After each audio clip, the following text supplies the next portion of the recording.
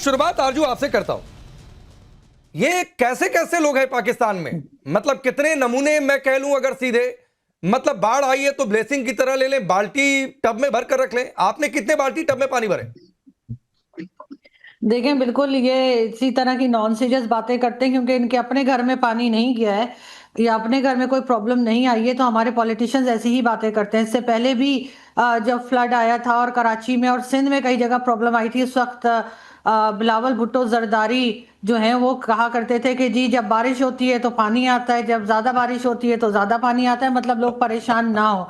तो ये हमारे यहाँ के पॉलिटिशियंस का एक स्टाइल है और यकीनन चाहे किसी की भी गवर्नमेंट रही हो, चाहे इमरान खान हो, चाहे नवाज शरीफ साहब हो, या जैसे मारिया इकबाल तराना जो है वो पीपल्स पार्टी से हैं और पीपल्स पार्टी की गवर्नमेंट भी रही हो, तो अनफॉर्चुनेटली आम पब्लिक के लिए इन लोगों ने कभी कुछ नहीं किया और कभी नहीं सोचा कि आम पब्लिक को जो प्रॉब्लम आएगी उसके लिए पहले से कोई डैम बनाए जाएं, कोई और काम किया जाए। इसलिए कि ठीक है फ्लड इस तरह से आता है तो काफी ज्यादा परेशानी होती है, लेकिन कभी इन्होंने कोई काम किया ही नहीं उसके लिए। कौन सी पार्टी है जिसने डैम बनाने के ऊपर सोचा या ये सोचा कि पब्लिक परेशान होगी तो उससे बचाव किया जाए? पूरी दुनिया में अभी ये लोग निकल जाएंगे और पैसा आना शुरू हो जाएगा, कभी यूके से और कभी सऊदी अरेबिया से फ्लड विक्टिम्स के लिए, और उसके साथ ही साथ जो है वो दुबई और लंदन की प्रॉपर्टीज महंगी हो जाएंगी क्योंकि आपको पता है वो पैसा कहाँ जाने वाला है।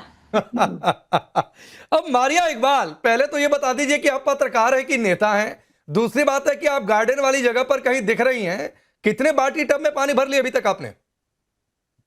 पहले तो मैं आपसे ही गुजारिश करूंगी, इतना अच्छा आपका चैनल, इतने लोग हिंदुस्तान में आपको देखते हैं, टॉपिक आप ऐसे क्यों चूज करते हैं मुझे ये बताएं। इतना वो भी ख्वाजा आसिफ को लेके इतने सीरियस हो जाते हैं, ये कोई सीरियस होने वाली बात है? पता नहीं वो कौन से स्टेट ऑफ माइंड में बैठे होंगे, पाकिस्तान की कौन सी जगह में बैठे होंगे, उनको लग रहा होगा कि बाल्टी और सिर्फ टब भरने। तो आपने इतना सीरियस ले लिया कि आपने आज डिबेट ही अपने इतने इंपॉर्टेंट प्रोग्राम की ख्वाजा आसिफ की स्टेटमेंट से शुरू कर दी।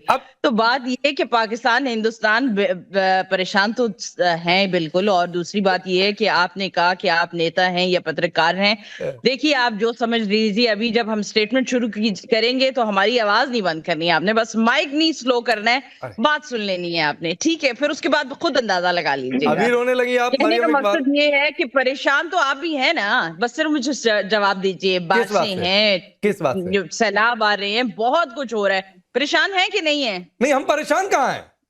सैलाब आ रहा है, वहां से लोगों को रेस्क्यू कर सुरक्षित जगह पर पहुंचा दिया, सरकार अपना काम कर रही है, चेहरा थोड़ी नहीं चमका रही है। यहाँ आर्मी को नहीं लगाया जाता है कि जाओ किसी का चेहरा चमकाओ, पोस्टर लगाओ। आपके यहाँ तो आर्मी को लगा दिया गया है कि मरियम नवाज का चेहरा चमकाओ, पोस्टर लगाओ, रिलीफ प्रोडक्ट पर उनकी तस्वीर लगाओ। ये आप आर्मी से करवा रही हैं। ये देखिए, बस आपने फिर वन साइडेड ही बात करनी है, मेरी बात वन साइडेड कहां है? 2 मिनट के लिए। पंजाब हमारा बहुत बड़ा सूबा है, पंजाब में अगर इस तरह का कुछ भी हुआ है तो मेरा ख्याल है कि थोड़ा सा टाइम लगेगा जिसमें चीजें ठीक हो जाएंगी। कुछ भी मगर बात यही है कि जब क्लाइमेट चेंज है या कोई ऐसे हमारे चैलेंजेस हैं, उसमें मेरा नहीं ख्याल है कि जो गवर्नमेंट है उसका इतना बड़ा कोई हो सकता है। हाँ, क्लाइमेट चेंज के ऊपर दोनों कंट्रीज मिलकर काम जरूर कर सकते हैं। आज जो आपका प्रोग्राम है उसका थोड़ा अरे ये फोटो देखिए प्रोडक्टिव, मरियम इकबाल जी, ये तस्वीर देखिए, आर्मी के लोग जो है, ये तस्वीर देखिए, आर्मी के लोग मरियम नवाज का पोस्टर लगा रहे हैं। ये काम कर रही है आपकी आर्मी। और बिल्कुल आपने ठीक कहा, जब आप खुद यहां पर मरियम इकबाल कह रही हैं कि आपके रक्षा मंत्री को हम सीरियस ना लें, तो भाई जाहिर सी बात है कि रक्षा मंत्री अपने सेना के लोगों से कहेंगे जाओ मरियम नवाज का फोटो लगाओ, मरियम मुनीर कहेंगे जाओ फोटो लगाओ। कहां से आपको रिपोर्टें मिलती है? आपका जो रिपोर्टर है वो बड़ा खराब है पाकिस्तान में जो रह रहे हैं। मैंने नोट कर लिया कि वो आपको रिपोर्टें सही नहीं देता है। अगर आपको रिपोर्टें सही दी होती ना तो इस वक्त और भी पाकिस्तान के बहुत से पॉजिटिव काम है जो कि आप कह रहे होते हैं कि हाँ चले आए मिल के काम करते। आपने कितना अच्छा चलिए आरजू को फिर लाइए भाई, आरजू को फिर लाइए सीन में, आरजू को फिर लाइए डिबेट में। आरजू, एक तो हमारा कोई रिपोर्टर नहीं है, आपके पास भी आपने हो सकता है आपके कोई फेलो यूट्यूबर होंगे तो उनसे आपको ये तस्वीर मिली होगी कि आर्मी लगी हुई है, मरियम नवाज का चेहरा चमकाने में मुनीर का आदेश है कि मरियम का ही चेहरा चमकाओ, बाकी छोड़ दो, मुल्क गया भाड़ में। और दूसरी बड़ी बात है कि मरियम इकबाल भी कह रही हैं कि ख्वाजा आसिफ को काहे सीरियस लेते हो भाई? मतलब एक देश के रक्षा मंत्री को अगर सीरियस ना लें तो पूरा मुल्क क्या कर रहा होगा? आपकी भाषा में खुदा मालिक है फिर तो। ये तो शायद डॉक्टर इरशाद बेहतर बता सकेंगे क्योंकि वो उनकी पार्टी के हैं और मारिया की पार्टी के नहीं है, तो इसलिए शायद मारिया कह रही है उनको सीरियस ना लिया जाए। लेकिन वो अक्सर इस तरह के स्टेटमेंट्स दिया करते हैं, लेकिन सिर्फ वही नहीं बल्कि हर पॉलिटिशियन हमारे यहाँ कुछ ऐसी ही स्टेटमेंट देता है जिससे यकीनन हमें वीडियो बनाने में या शो करने में आसानी हो जाती है, क्योंकि इतने फनी और इतने अजीब किस्म के पॉलिटिशियंस आपको बहुत कम जगह पे मिलते हैं। ठीक है। अब नाजिया इलाही खान, ये सुना आपने, एक तो इनके ख्वाजा आसिफ को सीरियस क्यों लिया जाए, और सोचिए रक्षा मंत्री कह रहा है, और ठीक है उम्मीद भी यही कर सकते हैं, जो कहे कि सोशल मीडिया से हमको पता चलेगा कि जेट गिरा दिए, वो यही कहेगा कि बाढ़ से निपटना है तो बाटी टब में पानी भर के रख लो। जी राकेश जी, आपको भी और मेरे सभी को पैनलिस्ट को भी हर हर महादेव, भारत माता की जय। बड़ा अच्छा शो चल रहा है राकेश जी, बड़ी हंसी आ रही है, और सही कहा है मरियम दीदी ने कि क्यों सीरियस लेना है। अब देखिए, पाकिस्तान गधे का व्यापार करते करते इनके जितने भी आर्मी, सेना और मंत्री और वजीर आजम हैं, सब गधे जैसा दिमाग रख चुके हैं। अब समझने वाली बात यह है कि मरियम नवाज ऐसे कौन से पद पर है कि जनरल आसिम मुनीर के पास से मैसेज आता है कि मरियम नवाज के चेहरे को चमकाना है, उसके बैनर और होर्डिंग को लगाना है। ये मुझे समझ नहीं आ रहा है कि ये जो हवाओं में बातें उड़ रही हैं मरियम नवाज और जनरल आसिम मुनीर की, क्या इसमें कोई सच्चाई है? क्योंकि ये बैनर और होर्डिंग जब आर्मी लगा रही है तो इससे ये दो चीजें साबित हो रही है राकेश जी। पहली साबित हो रही है कि कितनी वैली, कितनी फालतू, कितनी बेकार और कितनी जाहिल आर्मी इनके पास है, जिसको कोई काम नहीं है बॉर्डर का, जिसके ऊपर कोई रिस्पॉन्सिबिलिटी नहीं है। और दूसरी चीज ये साबित हो रही है कि मरियम नवाज और जनरल आसिम मुनीर के जो टाकों के बारे में बात चल रही थी, वो आज सत्य में समझ में आ रहा है। आप सोचिए कि अल्लाह के कहर और एक मुसीबत में जब इंसान थोड़ा सा मायूस हो जाता है और रेस्क्यू करने के लिए जाता है, दर्द होता है कि कितने लोगों की जान चली गई, कितना नुकसान हो गया। ऐसे सिचुएशन में ये लोग कॉमेडी सीरियल चला रहे हैं, ये लोग अपना परचम लहरा रहे हैं। कितनी बेवकूफ कौम है ये और कितना बेवकूफ देश है ये इनकी हरकतों से, इनके शब्दों से और इनके कार्यों से समझ में आता है। ये पाकिस्तान ये तो आपके लफ्जों से लग रहा है, आप इतना ज्यादा पर्सनल रह के इतना पर्सनल अटैक कर रही हैं।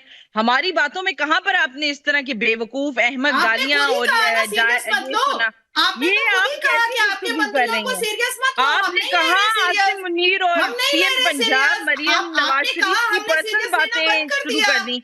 ये पर्सनल अटैक आपके इंडियन चैनल से आ रहे हैं, ये क्या आप मैसेज दे रहे हैं अपने लोगों को? ये क्या बॉलीवुड मूवी चल रही है आपके लिए? पाकिस्तान का सेना जो है, पाकिस्तान की सेना मरियम नवाज के आंचल में बंधी हुई है, मरियम नवाज के दुपट्टे में बंधी हुई है। सेना का कोई काम ही नहीं है बॉर्डर पे, उसका काम है मरियम नवाज के चेहरे को चमकाना।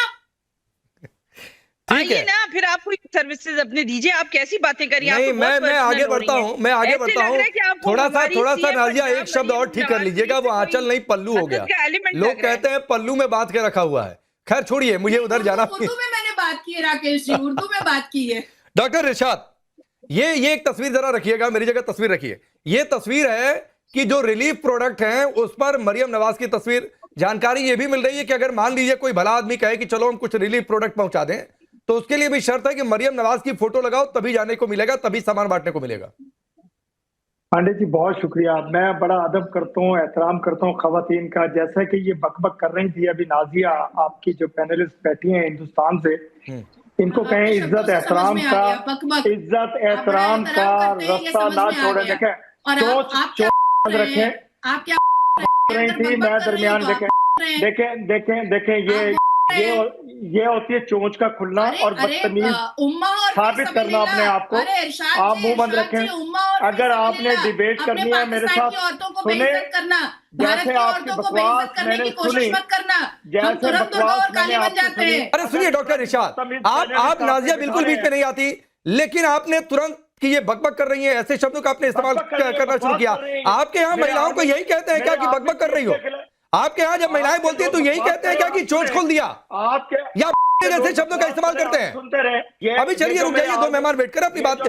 अरे मैंने जो सवाल पूछा उसका जवाब दीजिए भाई, मुझे मालूम है दिल पे लग गई। मुनीर मरियम का जिक्र छेड़ दिया तो आप अपनी बात पर आइए, जो सवाल पूछा। अपनी इज्जत एहतराम रखें, आप दूसरों की इज्जत को उछालने की कोशिश मत करें। चलिए। पहली बात आपने की कि मेरे मुल्क में सैलाब आ गया। आपको याद होगा कि 1 माह पहले जब आपने अभी दहशतगर्दी शुरू की, मेरा पाकिस्तान का पानी रोकना शुरू किया, मैंने कहा था कि आपके डैम भी टूटेंगे, आपके मुल्क में फ्लड आएगा, आपके लोग मरेंगे, पाकिस्तान में भी लोग मरेंगे। इसमें कोई दूसरी राय है जो मैंने बात की थी?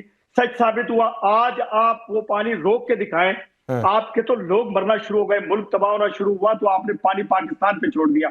आप ख्याल करें, कुछ ख्याल करें। देखें, आप हमारा नहीं तो अपने लोगों का ख्याल करें, हिंदुस्तान को डूबने से बचाएं। देखें, आपका तो डेली डूब रहा है, आपने तबाह कर दिया पूरे खित्ते का।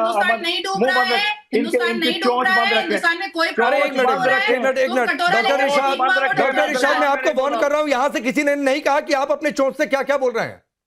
नहीं तो सर प्लीज ऐसे शब्दों का इस्तेमाल हिंदुस्तान में नहीं होता है। डॉक्टर इरशाद, संयमित भाषा में अपनी बात रखिए। मैंने आपसे, मैं फिर सवाल रिपीट कर रहा हूं कि ये कौन सी शर्त है कि अगर किसी को, मान लीजिए मेजर नदीम को मन कर गया, मान लीजिए मरियम इकबाल को मन कर गया, मान लीजिए आरजू को मन कर गया कि चलो कुछ रिलीफ प्रोडक्ट भिजवा देते हैं, तो शर्त इनके लिए कि पहले मरियम नवाज की फोटो लगाओ।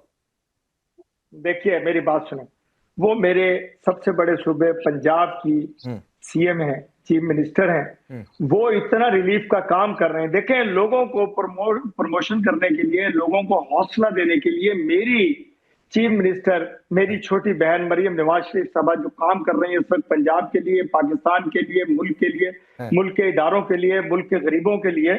आपके सूबे में कोई, आपके मुल्क में, हिंदुस्तान में कोई बंदा नजर नहीं आएगा, क्योंकि आप चोर लोग हैं, आप भागे हुए हैं। भैया सुनिए ना, आप नहीं, मैं दत्ता साहब को लाता हूं, सुनिए। नहीं, सुनिए ना, सुनिए। पंजाब को रिलीफ दे रही है। अरे दत्ता जी, ये कह रहे हैं मतलब मरियम नवाज 27 लोगों का डेलीगेशन लेकर इसी बाढ़ के बीच पहुंच गई थी, थू हो गई, उसके बाद आई है तो पाकिस्तान में किसी ने ढंग से रिसीव नहीं किया। मेरा एक सवाल कि किसके आदेश पर, और क्या ये फील्ड मार्शल मुनीर का आदेश है कि हर रिलीफ प्रोडक्ट पर मरियम की फोटो लगा दी जाए? इस पर इनकी चोच नहीं खुल रही है। बहुत चोच ये बोल रहे हैं, लेकिन इस सवाल पर इनकी चोच नहीं खुली। चाइना से भागे, आपके वजीर आजम चाइना से भागे क्यों है, मुझे ये बताइए। भागे नहीं भाई, सबसे पहले भागे नहीं। एक मिनट दत्ता जी, सुनो इरशाद भाई, सुनो। भागे नहीं, अपना दौरा पूरा करके आए। मिलिट्री परेड के लिए भी इनविटेशन था, लेकिन हम किसी सैन्य गतिविधि में दूसरे देश की हिस्सा नहीं लेते हैं, ये हमारे देश की पॉलिसी है, इसलिए मिलिट्री परेड के लिए नहीं रुके। दौरा जितना था वो दौरा पूरा करके भारत के प्रधानमंत्री अपने देश वापस चले आए।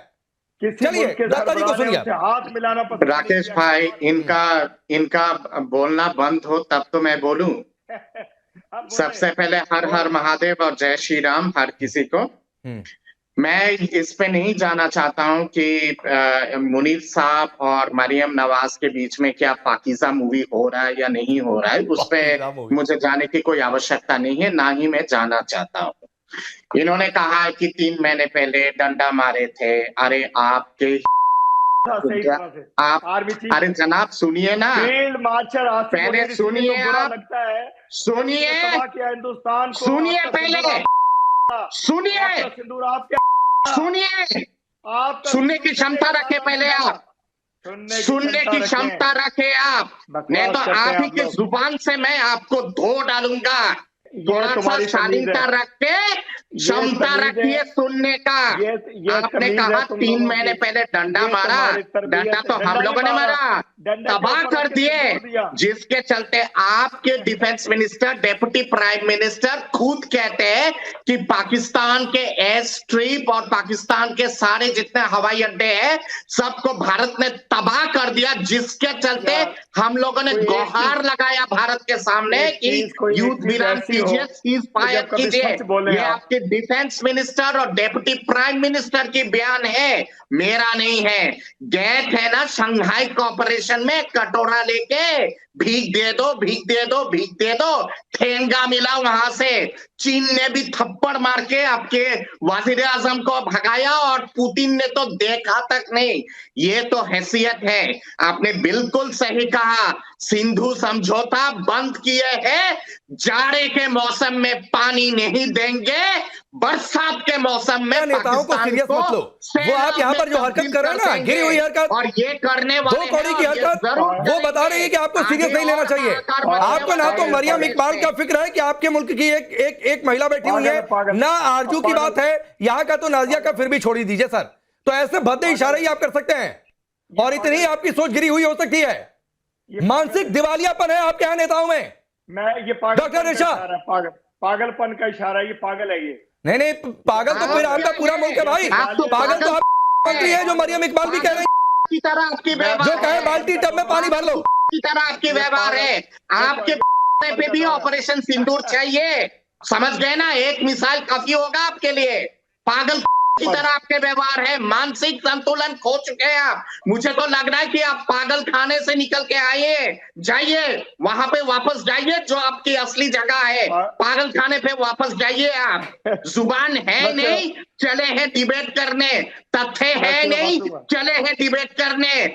डिबेट करना है तार्किक आधार पे कीजिए। You crackpot, senile, abnormal fool you are. Crackpot you are. Go to some mental asylum, किसी मेंटल असाइलम में जाइए आप, जाके वहां पे। अच्छा, ये हरकतें भी कर रहे हैं। मैं मेजर नदीम आता हूं, 1 मिनट और दे दीजिए। आरजू, ये आपने देखा, ये डॉक्टर इरशाद, ये वाकई मतलब पूरा मुल्क असाइलम है या फिर पाकिस्तान में कुछ अलग अलग असाइलम है? ये क्या हरकतें डॉक्टर इरशाद की? आरजू, पागल को पागल कहना बेहतरीन। नहीं, मेरा ख्याल है कि तरीके से डिबेट होनी चाहिए। पागल है आपके मुनीर जो सबसे बड़ा पागल आतंकवादी है। ठीक है, दत्ता जी रुक जाइए, दत्ता जी रुक जाइए, डॉक्टर इरशाद रुकिए, आरजू आप बोलिए। नहीं, देखिए, मेरे ख्याल से दोनों तरफ से तमीज से बात होनी चाहिए, तरीके से डिबेट होनी चाहिए। बिल्कुल एक दूसरे के पॉइंट ऑफ व्यू से अगेंस्ट बात कर सकते हैं, लेकिन मेरे ख्याल है वर्ड्स थोड़े से राकेश आपके शो में अच्छे होने चाहिए। शुरुआत तो आरजू इरशाद ने की ना, उंगली से अलग अलग इशारे, फिर किसी के लिए चोंच भौंकना, इस शब्दों का इस्तेमाल। म्यूट कर दे, हटा दे स्क्रीन पे से ऐसे लोगों को। अगर कोई ऐसे करता है, कोई भी करे, चाहे हिंदुस्तान से करे चाहे पाकिस्तान से करे, मैं तो कभी सपोर्ट नहीं करूंगी। बिल्कुल ठीक बात है, बिल्कुल ठीक बात है। अब मेजर नदीम रुक जाइए, doctor Irshad please sir. Pakistan नहीं है, मैं आपसे बार बार कहता हूं, बहुत लंबे समय से आप हिंदुस्तान के टीवी चैनलों पर आते रहे, तो पाकिस्तान और हिंदुस्तान के चैनलों में फर्क समझा करिए। तो रुक जाइए, अब सुनिए मेजर नदीम, ये एक फोटो है, ये एक फोटो है, दिख रही है क्या? भारत की पहली स्वदेशी, कंप्लीटली स्वदेशी semiconductor chip, Vikram 32 bit processor, ये दिख रही है आपको? पाकिस्तान में लोग कह रहे हैं कि देखो रे, हम तो यहां बाहर से नहीं निपट पा रहे, अपने झंडे में चांद लगाकर खुश हैं, ये बगल का मुल्क चांद पर भी पहुंचा, सेमीकंडक्टर चिप भी बना दिया, हमें सिर्फ लाहौरी चूरन बेचा जा रहा है। देखें राहुल भाई, ये जो अरे राकेश, नाम भूल जाते हैं गर्म हुआ है, तो मैं इसमें किस तरह की बात करूं, मुझे भी मौका दें।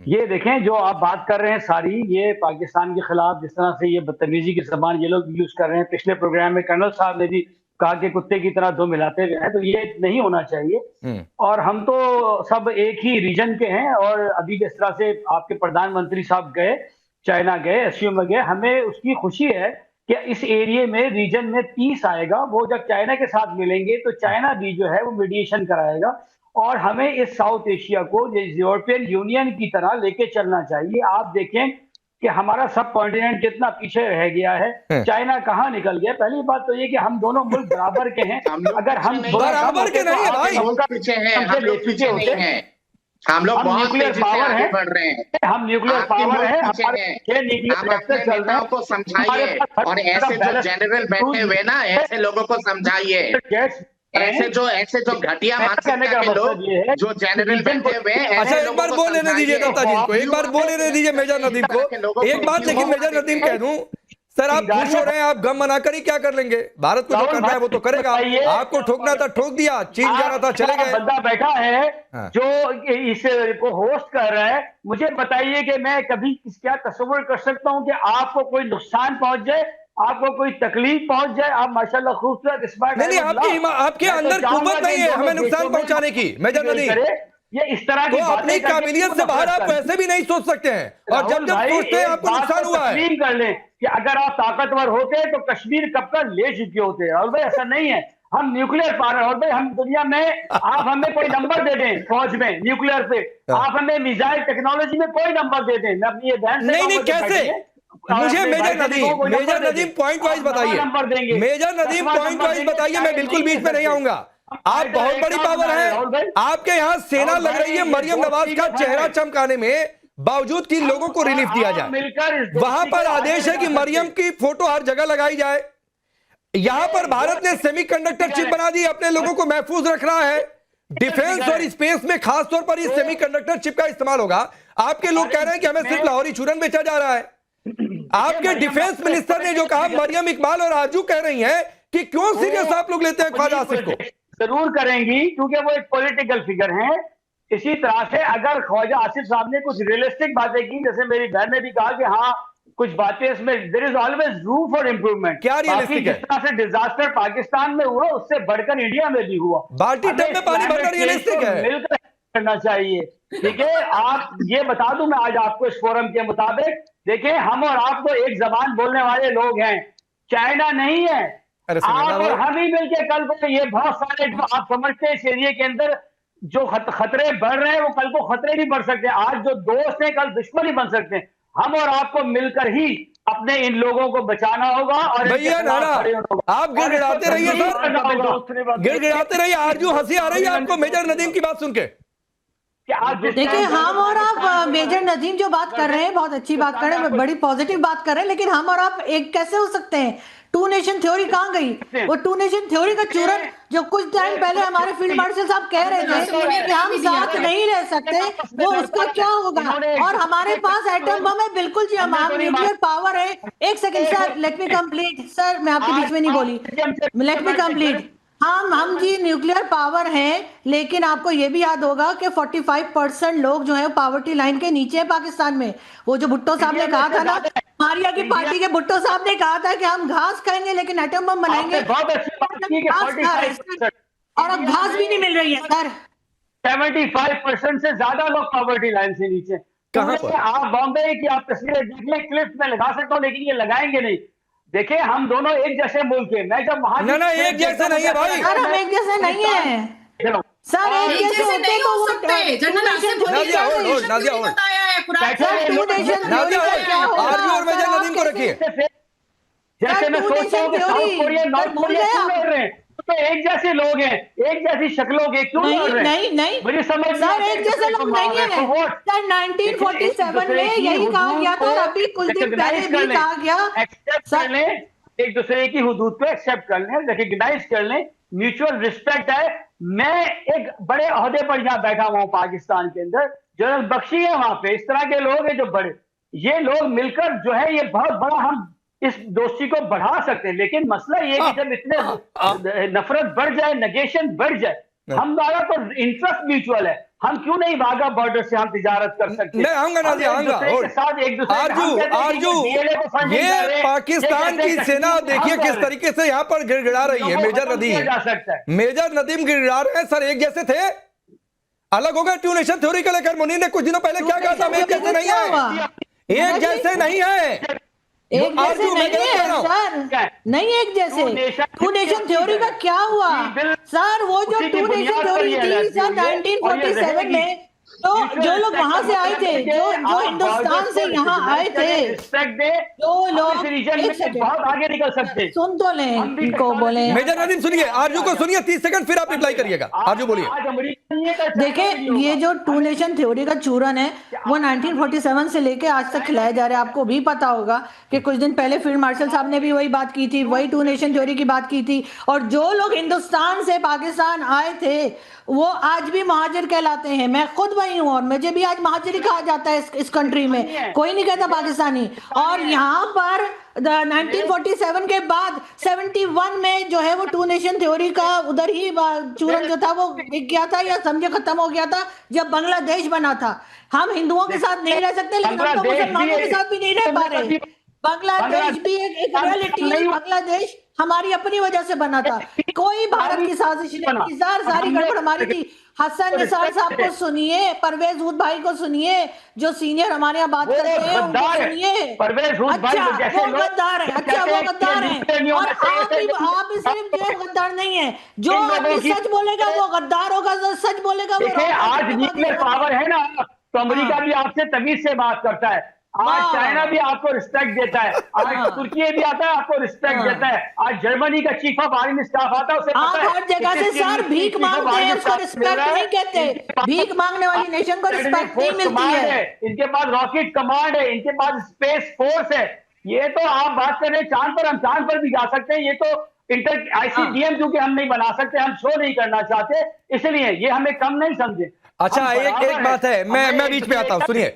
मेजर नदीम, आप कह रहे हैं आप ICBM बना सकते हैं, आप शो नहीं कर सकते हैं, तो आप ये सोचिए कि हमने ICBM बनाकर शो भी कर दिया है, तो हमने छिपा कर रखा होगा, तो क्या क्या छिपा कर रखा होगा, तो थोड़ा अंदाजा लगाइए भाई। और मैं आपको एक जानकारी देते हुए आगे बढ़ रहा हूं, नाजिया को लाता हूं। एक रिपोर्ट आई है, द एटॉमिक साइंटिस्ट की रिपोर्ट है, और ये अमेरिका की फर्म की रिपोर्ट है, और उसमें यह कहा गया, ये हमारी रिपोर्ट नहीं, मैं पहले बता दे रहा हूं, ये अमेरिका की रिपोर्ट है, वही अमेरिका जहां पर मुनीर जो टुकड़े फेंके हुए थे उसको लंच में खा कर आए। उसमें यह कहा गया है कि मई महीने में भारत के खिलाफ संघर्ष के दौरान पाकिस्तान की बुरी हार हुई थी। 11 एयरबेस को मिसाइल हमले से पाकिस्तान बचाने में नाकाम रहा था, और खास तौर पर किराना हिल्स में विस्फोट हुए थे। यह मेरी रिपोर्ट नहीं है, यह अमेरिकी फर्म की यह रिपोर्ट है। न्यूक्लियर नोटबुक पर research federation of America scientist के यह न्यूक्लियर इंफॉर्मेशन प्रोजेक्ट की वैज्ञानिकों ने वहां पर रिपोर्ट तैयार किया है। तो सर झूठ है तो जाकर जो मुनीर गए थे पूछिए कि यह रिपोर्ट कैसे आई है अमेरिका से, तो यह झूठ आपको सब कुछ लग जाता है। नाजिया हो गया, मेजर नदीम हो गया, आपको हर बात झूठ लगती है। आपके 2 मुल्क के टुकड़े टुकड़े हो गए, वो भी आपको झूठ लगता है, लेकिन ग्लोब पर नक्शा तो दिखता है कि बांग्लादेश अलग है, पाकिस्तान अलग है। राहुल भाई, आज भी वो एक इस्लामी मुमलिकत है राहुल भाई। ठीक है। नाजिया, चिप पर ये 2 शब्द नहीं बोल पाए। चिप, भारत ने सेमीकंडक्टर चिप बनाई, उस पर 2 शब्द नहीं बोल पाए। लोग कह रहे हैं, यहां अर्जुन ने भी कहा कि हमें लाहौरी चूरन बेचा जा रहा है, ऊपर से कह रहे हैं हम तो एक ही जैसे हैं भाई, मिल जाओ। राहुल भाई, पॉलिटिकल लोग जो चिप्स बनाने की औकात नहीं रखते हैं, वो चिप कहां से बना लेंगे? जिसको चिप्स बनाने की औकात नहीं है वो चिप बनाएंगे? आज तक इन्होंने एक सुई नहीं बनाई है। अब इनके आज के इस डिबेट में, कन्फ्रंटेशन में एक चीज साबित हुई है कि ये जो बैठे हुए ऑफिसर साहब है, इनको बड़ा दर्द हुआ है कि हमारे भारत के देश के प्रधानमंत्री का रिलेशन चाइना के साथ अच्छा क्यों हो रहा है। अब भाई तुम्हारा मुनीर ट्रम्प का है, विसल हो चुका है, तो इसमें हम क्या कर सकते हैं? अब आती है दूसरी बात, 2 नेशन थ्योरी तुम्हारे आसिम मुनीर ने अभी हालिया कहा था, और कुरान की आयतों को पढ़ करके बताया था कि भारत और पाकिस्तान के मुसलमान एक कभी नहीं हो सकते हैं। और उसकी एक जिंदा मिसाल मैं तुमको दे देती हूँ, जो यूनिफॉर्म पहन करके बैठे हो, कान खोल करके अच्छे से सुन लो कि तुम मस्जिदों के नाम पर चंदा मांगते हो, तुम मदरसों के नाम पर चंदा मांगते हो, तुम भीख का कटोरा लेकर के फितरा और ज़कात और भीख मांगते हो। हमारे भारत की मंदिरें टैक्स देती हैं, हमारे भारत की मंदिरें बड़े बड़े गुरुकुल, कॉलेज, यूनिवर्सिटी और हॉस्पिटल चलाती हैं। तुम भीख, फितरा, ज़कात, चंदा और खैरात मांग करके लंदन और दुबई और अमेरिका में अपने बच्चों को सुरक्षित रखते हो अपने ही देश से, और हम यहीं पर सुरक्षित हैं भारत में, वो भी एक मुसलमान बेटी होकर के। मैं कह रही हूँ कि जितना सुरक्षित मैं अपने आप को भारत में महसूस करती हूँ, असुरक्षित और अपनी आबरू को बचाने के लिए कभी भी पाकिस्तान नहीं जा सकती, कभी नहीं जा सकती। ठीक है, मैं आता हूँ, मैं दत्ता साहब आपको भी लाता हूँ। और सुनिए, एक तस्वीर है, वो तस्वीर मैं दिखाऊंगा, लेकिन उससे पहले दत्ता साहब, एक बात नाजिया ने कही, चिप्स बनाने की औकात नहीं है तो चिप बनाएंगे कहां? ये तो फैक्ट भी है, और वो फैक्ट इस बात से भी साबित होती है, जिस तरह मेजर नदीम कह रहे हैं एक जैसे हैं। अरे एक जैसे कहे, आपके मुनीर ने कहा कि एक जैसे नहीं है, आरजू कह रही है एक जैसे नहीं है, मुनीर ने कहा 2 नेशन थ्योरी, भारत के मुसलमान, पाकिस्तान के मुसलमान एक जैसे नहीं हो सकते हैं। तो सर जाके मेजर नदीम पहले अपने इस फील्ड मार्शल से लड़ लीजिए कि भाई कैसे बोल दिया। दत्ता जी बोलिए। बिल्कुल सही बात है राकेश भाई, ये लोग तो अंकल चिप्स भीख में मांगते हैं, तो एआई चिप्स कहां से बनाएंगे? अग्नि 5 इंटरकॉन्टिनेंटल बैलिस्टिक मिसाइल हम लोगों ने बना लिया, चंद्रयान हम लोगों ने भेज दिया चांद पे। ये लोग पूर्णिमा के चांद को देख के खुश होके बोलते, देखो जी हमने सैटेलाइट भेज दिया चांद पे, पूर्णिमा के दौरान, फुल मून के दौरान हम लोगों ने चांद पे सैटेलाइट भेज दिया। ये तो इनकी हकीकत है। अपने मुल्क को बचाने की कोशिश कीजिए। बांग्लादेश तो 71 में बन गया था, अब republic of Balochistan, republic of Khyber Pakhtun और रिपब्लिक ऑफ सिंधु देश बनने वाला है, और एक तरह से सार्वजनिक वे में बन चुका है। केवल पॉलिटिकल डिक्लेरेशन की आवश्यकता है। खुद के मुल्क को बचाने की कोशिश कीजिए। कटोरा देके तो भीख मांगते हैं।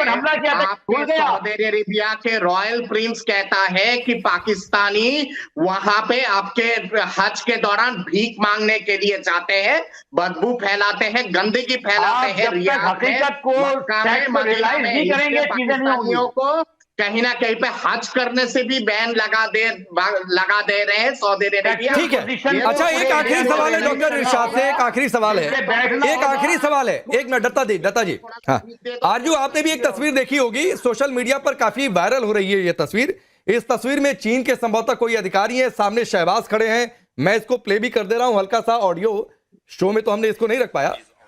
ये ऑलरेडी ये एक तस्वीर है, ये वायरल बड़ी तेजी से हो रही है। ये तस्वीर जिसमें चीन के कोई अधिकारी हैं, शहबाज शरीफ हैं, और इसमें बातचीत का जो मुलम्मा मुझे समझ में आया वो पूछा यह जा रहा है कि भाई ये सीपेक का जो सारा पैसा था वो कहां गया। शहबाज शरीफ अगल बगल देख रहे हैं कि भाई कोई तो बताओ कि ये चीन का सीपेक वाला पैसा कहां गया।